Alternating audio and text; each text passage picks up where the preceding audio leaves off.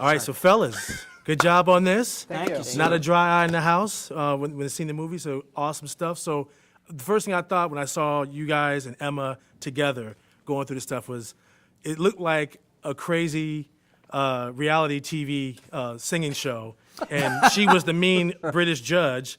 I take that as a compliment. Yeah, you guys awesome working through it. So I was like, oh, I felt for you guys. So talk about the process of working with Emma and doing something so serious and yet trying to be whimsical with it at the same time. The first day of rehearsal, we rehearsed without Emma, the three of us.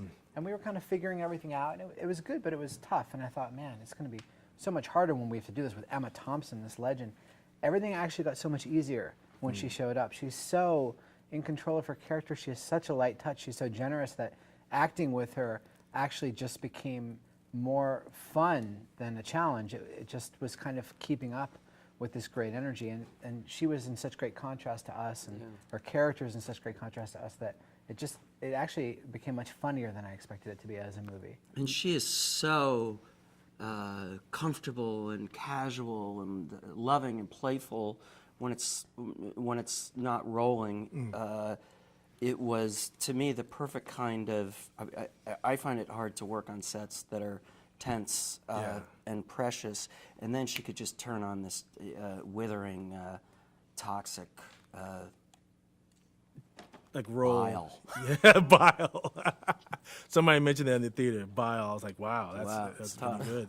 So I was going to ask you about the off camera, cutting up, will we see any of that? Not necessarily in the flick, but maybe down the road, some stories that will be coming out here pretty soon about off camera antics with Emma.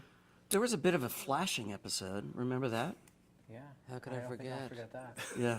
Yeah, I'll never look at Mickey Mouse the same way again, I'll tell you that much. I suppose we should tell you What we mean. we're talking about. One of the very last days, I think it was the last day, we were singing the song "Let's Go Fly a Kite," which is a very climactic part of the movie.